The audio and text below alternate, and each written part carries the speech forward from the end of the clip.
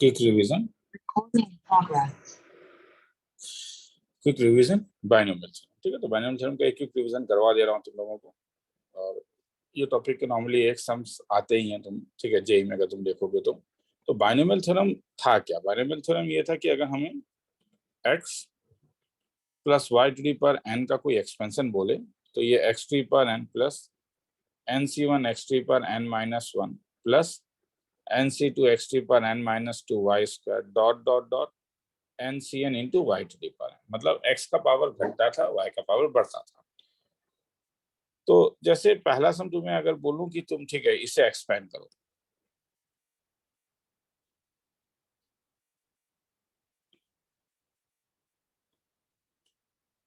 ठीक है, तो फर्स्ट फोर टर्म्स, तो ये पावर 10 है तो इसलिए इसका फर्स्ट पावर जो होगा 1 है, क्योंकि ये तो 1 minus X to the power 10 के एक्सपेंशन में आएगा। माइनस पावर है तो 10c1 क्या 4x³ by 5 whole to the power क्या 1 plus 10c2 4x³ by 5 whole का क्या होल स्क्वायर माइनस, तो एक बार take Q divide by 5 whole to the power Q, ये प्लस डॉट डॉट डॉट लिखने का जरूरत नहीं है, फर्स्ट फोर टर्म्स कह रहा है। मतलब अगर 1 plus X to the power N दिया रहता है तो इसका जो समेशन था वो था N C R X to the power R, R zero से शुरू होता था और एन तक जाता था। तो जैसे क्वेश्चन नंबर 2 देखते हैं।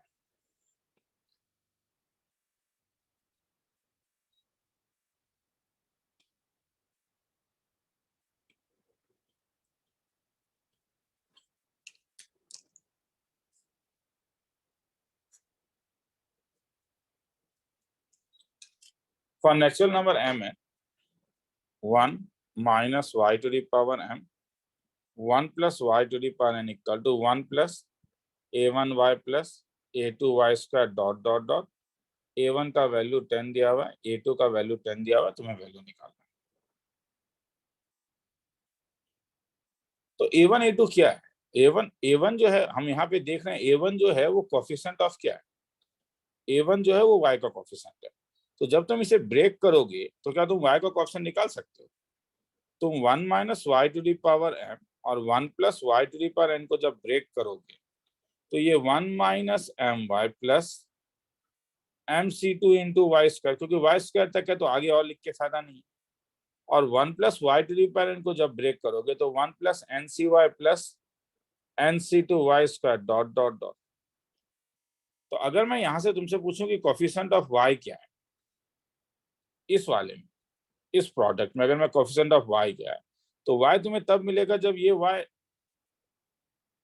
जब ये इस 1 से मल्टीप्लाई करेगा और ये y जब इस 1 से मल्टीप्लाई करेगा, तो कोफिशिएंट ऑफ y तुम्हारे पास होगा 1 into N C one minus M into one is equal to 10 दिया हुआ है, मतलब n माइनस एम का वैल्यू 10 दिया हुआ है। और कोफिशिएंट ऑफ वाई स्क्वायर कब मिलेगा? कोफिशिएंट ऑफ वाई स्क्वायर तब मिलेगा जब ये 1 इस वाई स्क्वायर से मल्टीप्लाई होगा, नहीं क्या? जब तुम ब्रेक करोगे ये वाई स्क्वायर, ये वाई और ये वाई जब मल्टीप्लाई होगा तब तुम्हें वाई स्क्वायर मिलेगा, और ये वाई स्क्वायर जब इस 1 से, तो कोफिशिएंट ऑफ वाई स्क्वायर होगा तुम्हारे पास 1 into N C two minus m into N C one plus 1 into क्या M C two is equal to ये भी क्या दिया हुआ है। तो इसका मतलब ये जो हो जाएगा एन सी टू, तो n into N minus one by two minus M N plus m into M minus one by two का वैल्यू 10 है एंड m माइनस एन का वैल्यू यहाँ से माइनस 10 है, तो m is equal to n minus 10, ये इसमें डाल दो। थोड़ा सा कंपेयर करके जैसे m माइनस 10 वो चीजों को निकाल सकते हो तुम लोग। तो जैसे अगर सॉल्व करना है तो मेरा कहना है कि एक काम करो, इसे 2 टाइम्स ऑफ कैसा दिखेगा ये N square minus 2 times of M N plus 2 times of क्या M square minus M is equal to क्या 20। तो इसमें क्या कॉमन आ जाएगा? 2 टाइम्स ऑफ क्या आ जाएगा ये M square plus N square minus 2 times of इसमें क्या कॉमन आ जाएगा N plus N minus twice M N equal to क्या 20।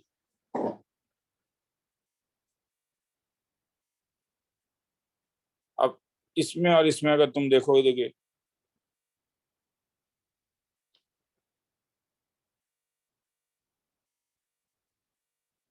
ये 2 नहीं है ना,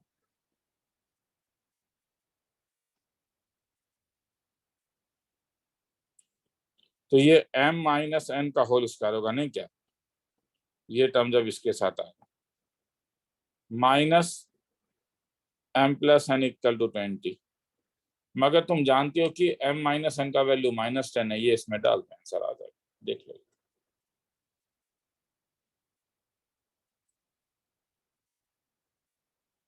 अब कुछ जनरल टर्म वाले सम्स।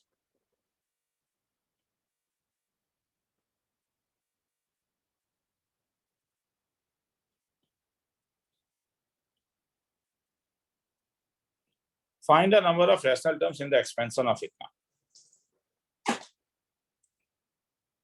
तो जनरल टर्म क्या था? जनरल टर्म था अपना NCR एक्स ट्री पर n माइनस और वाई ट्री पर r। तो इस वाले में क्या हो जाएगा? n का वैल्यू कितना है? 1000। CR 9 ट्री पर 1/4 होल ट्री पर 1 था। y का वैल्यू 8 ट्री पर 1/6 ट्री पर। हर समय इसे प्राइम में चेंज करोगे, समझ में आ रहा है? इसका एक एल्गोरिथम है कि चेंज इन प्राइम। तो अगर प्राइम में चेंज करोगे तो ये 1000 CR 9 को 3 टू द पावर, तो 3 स्क्वायर, इसका मतलब ये 1000 minus r/2 2 to the power cube 1 r/2।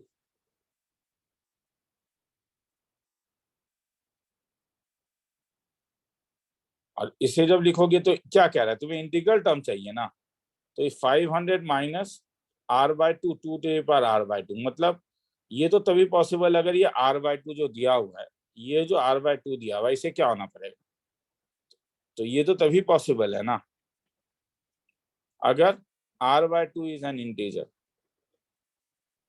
मतलब r को क्या नंबर होना पड़ेगा? Even number. मतलब r कहाँ से शुरू हो सकता है? 0। इवन नंबर है तो 0 से, क्योंकि ये tr+1 है, तो r का जो वैलिड वैल्यूज है वो 0 1 से लेके सबसे मैक्सिमम पावर 1000 है, तो 1000 तक जा सकता है। पर उसमें तुम्हें केवल इवन वैल्यूज चाहिए, तो 0 2 4 जाते जाते कहाँ तक जाएगा? 1000 तक। तो यहाँ पे नंबर ऑफ वैल्यूज कितने होंगे?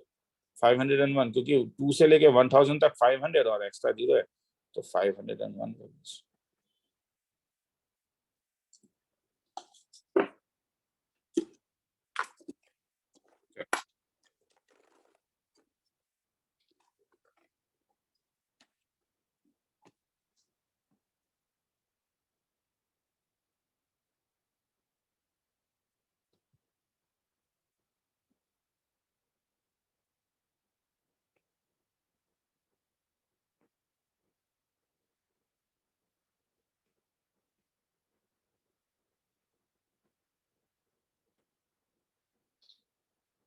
The expression this is a polynomial of degree. तो देखो ऐसे समय क्या करोगे? अननेसेसरी इतना बड़ा टर्म लिखने का जरूरत नहीं है। हाँ, मैं x³ -1 टू द पावर 1/2 को y मान लेता हूँ। तब जो ये पहला टर्म है, ये टर्म ब्रेक होगा x + y to the power 5, जैसे 5c0 x³ पावर 5, उसके बाद 5c1 x³ power 4y plus last term जो होगा 5c5 y to the power 5। और वैसे ही x - y to the power 5 क्या होगा? 5c0 x³ power 5 minus x³ power 4 dot dot dot. तो जब ऐड करोगे तो क्या होगा? तो अगर मैं ये दोनों को ऐड करूंगा y³ पावर 5 प्लस, समझ में आ रहा है ना क्या बोल रहा है? कह रहा है कि इसका डिग्री क्या होगा? तो 2 times of 5c0 x³ power 5 plus, तो इवन बाकी रहेगा 5c2 रहेगा, 5 - 2 3y, 5c4 रहेगा x y² पावर 4। तो x का मैक्सिमम पावर क्या आएगा? तो देखते हैं।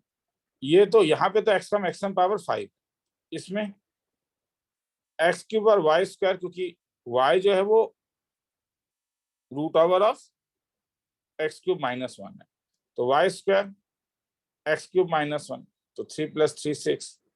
यहाँ पे x इंटू y³ पावर 4 तो स्क्वायर हो जाएगा। y का वैल्यू क्या था? √ऑफ क्या?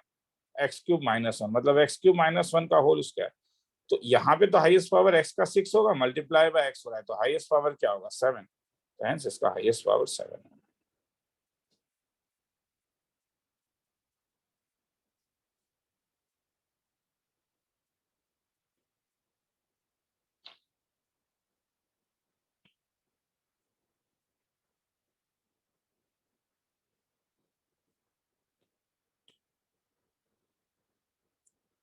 The sum of the coefficients of all even power of x in the expansion of it. देख, इसे एक्सपेंड करना आसान नहीं है, मल्टीनोमियल थ्योरम लगेगा, मगर मुझे सम ऑफ केवल इवन पावर ऑफ एक्स चाहिए। तो मेरा कहना है कि 2x square minus 3x plus 11 plus 1 to the power 11 में 1 टू द पावर 11 जो होगा ये कांस्टेंट टर्म होगा। उसके बाद एक बार a1x आएगा, फिर a2x स्क्वायर आएगा। x का हाईएस्ट पावर क्या होगा वो तो यहां से देखा जा सकता है, 11 और x स्क्वायर है।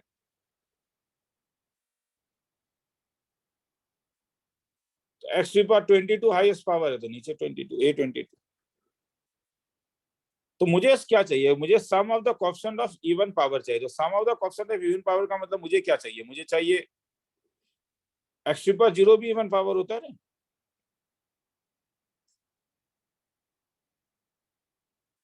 इसका मतलब अगर मैं इसे a0 मान लेता हूं,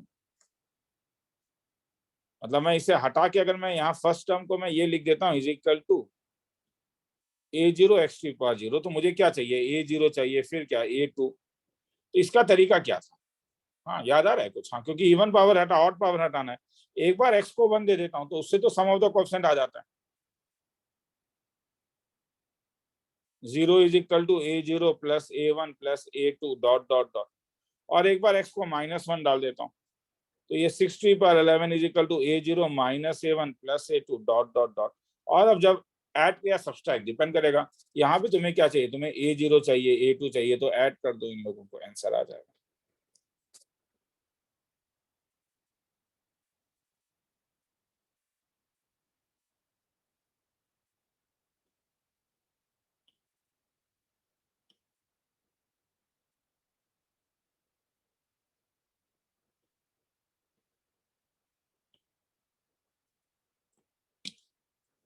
find the middle term in the expansion of equation. तो जब तुम x plus Y to the power n को ब्रेक करते हो तो मिडिल टर्म का तो दो थ्योरी था।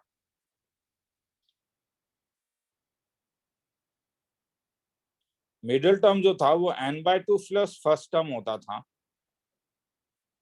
अगर n इवन है, और अगर ऑड है तो वो n plus 1/2 and n plus 3/2 term होता था। तो यहाँ पे अगर n 9 है तो इसके दो मिडिल टर्म्स होंगे, तो n प्लस 1/2 का वैल्यू 5 होता है, तो n प्लस और n प्लस, तो है इसके middle term fifth term middle term होंगे और सिक्स टर्म मिडिल टर्म होंगे। तो फिफ्थ और सिक्स टर्म इसका लिख लो जनरल टर्म्स, वो तो लिख सकते हो ना, T5 को तो लिख सकते हो, ये क्या होगा T4 plus 1 is equal to क्या NC4 x टू पर n minus 4 y to the power 4, और T6 होगा T5 plus 1 NC5 x to पर n minus 5 y to the power 4।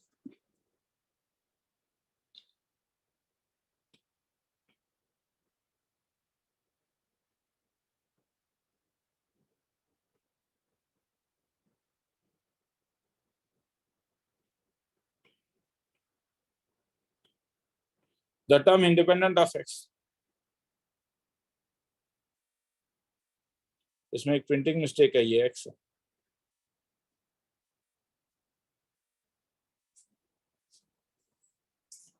तो इसमें क्या करना है कि तुम्हें देखना है कि क्या थोड़ा इसे रिड्यूस कर सकते हो क्या। जैसे तुम अगर ध्यान से देखोगे तो ये x टू पर 2/3 x टू पर 1/3 है, तो मेरा कहना है कि x प्लस 1 को क्या तुम x टू पर 1/3 का होल क्यूब प्लस 1 लिख सकते हो।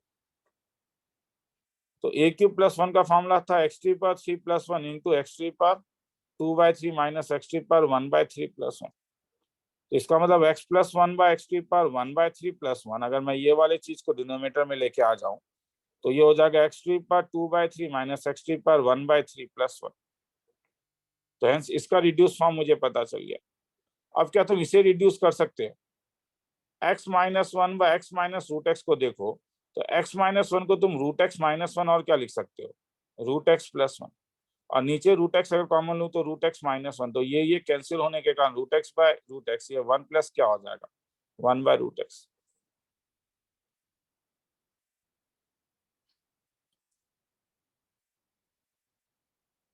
और तुम्हें यहाँ पे तो नीचे ये चाहिए, नीचे ये टर्म चाहिए ना, तो x प्लस वन बाय क्या, X to power two by three minus X to power one by three plus one का वैल्यू क्या हो जाएगा, X to power one by three plus one. तो hence X plus one by X to power two by three minus X to power one by three plus one minus X minus one by X minus root X to power ten जो होता है, ये क्या बना, ये बना X to power one by three plus one minus one plus one by root X whole to the power क्या ten, one one को कैंसिल कर दो, क्या बना cube root of X minus one by root X whole to the power क्या ten. अब इसका general term निकाल के एक्सपेंड कर लो, इंडिपेंडेंट ऑफ एक्स चाहिए तो टी आर प्लस वन कैसा दिखेगा, टेन सी आर क्या cube root X whole to the power क्या टेन माइनस और क्या minus one by root X to the power R. तो ये हो जाएगा ten C R minus one to the power R X to the power twenty minus five R divided by six. Independent of X मतलब जो power होगा वो zero होना चाहिए, तो twenty is equal to five are, तो are is equal to क्या four. देखना है तो देख लो, फिर आगे चलते हैं।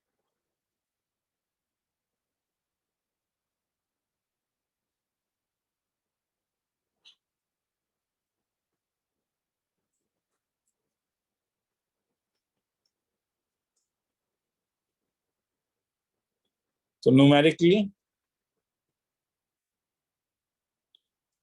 ग्रेटेस्ट है,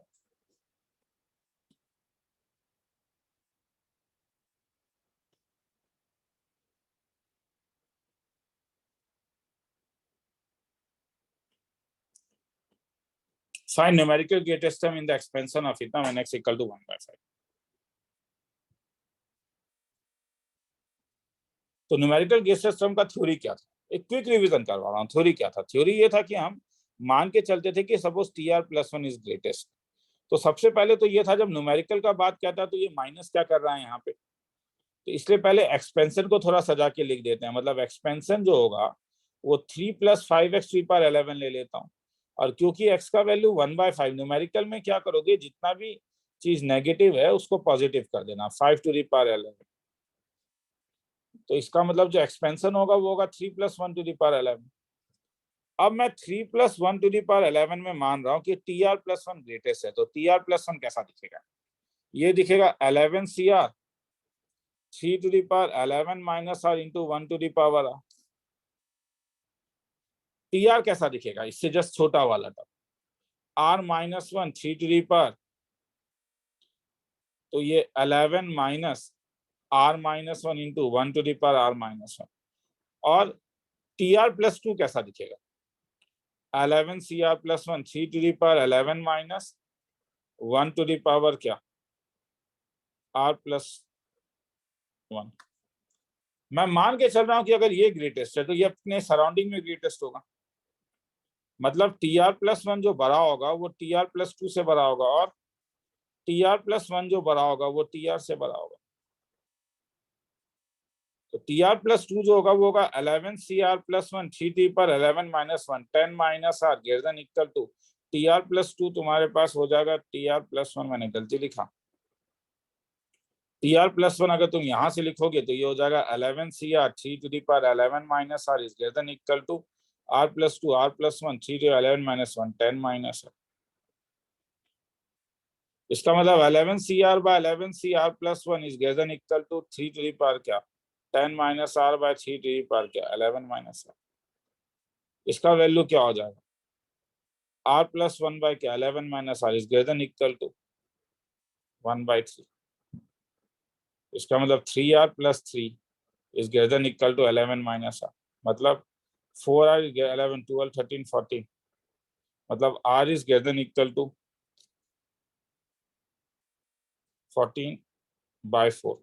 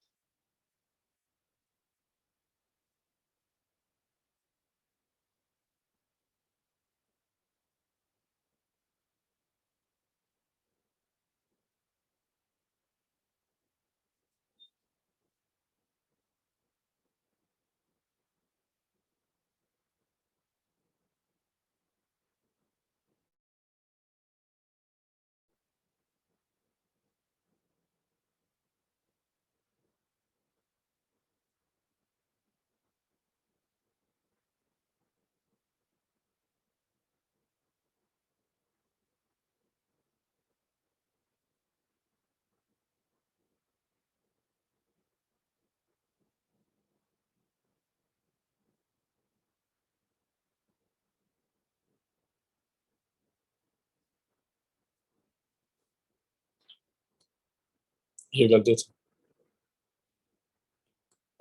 4r is greater than equal to 11 minus 3 8 r is greater than equal to 3। और वैसे ही क्या निकालोगे, tr plus 1 is greater than equal to tr, ये निकाल के देख लेना। r is less than equal to 3, तो क्या मिला, r 2 से लेके 3 तक। तो क्योंकि r एक इंटीग्रल वैल्यू लेगा तो r क्या क्या वैल्यू ले सकता है, r 2 होगा, नहीं तो क्या r का वैल्यू 3 होगा। तो r प्लस 1 ग्रेटेस्ट है ना, इसका मतलब t2 प्लस 1 और t3 प्लस 1, मतलब t थर्ड और t4 जो होगा वो ग्रेटेस्ट है। देखना है। अब इसी में कभी कभी उल्टा भी चीज पूछा जाता है।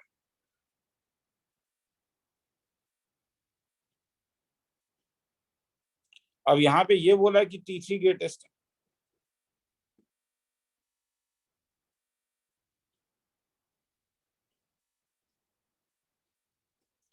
इसमें कह रहा है कि t3 ग्रेटेस्ट है।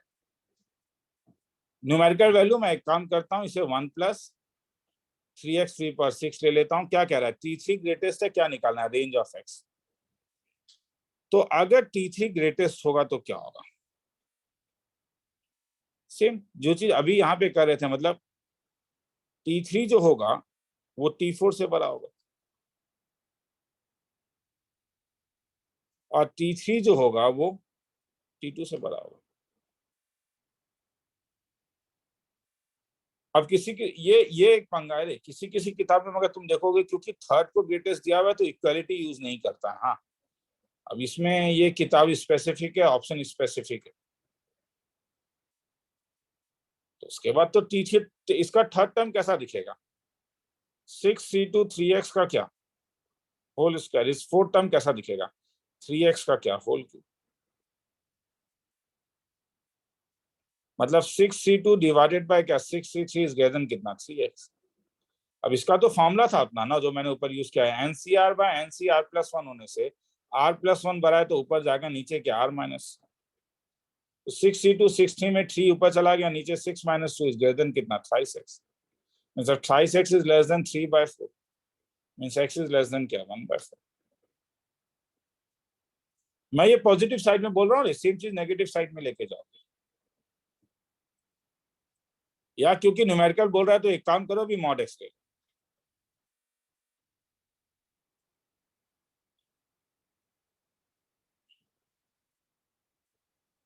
तो जैसे मैंने t3 ग्रेटर देन t4 लिया है, वैसे ही अब तुम क्या करोगे, t3 ग्रेटर देन t2 को भी सॉल्व कर सकते हो। इससे तुम्हारे पास आ जाएगा मॉड एक्स जो बड़ा है वो 2/15 से बड़ा होता है। तो मतलब मॉड एक्स जो है वो कहां से कहां तक लाई कर रहा है, तब 2/15 से लेके 1/4 तक लाई कर रहा है। तो x कहां से कहां तक लाई करेगा, 2/15 से 1/4 यूनियन, और एक -1/4 से लेके -2/15, क्योंकि ये तो तरीका ही था ना कि मॉड एक्स के लिए कि एक बार पॉजिटिव साइड एक बार नेगेटिव साइड।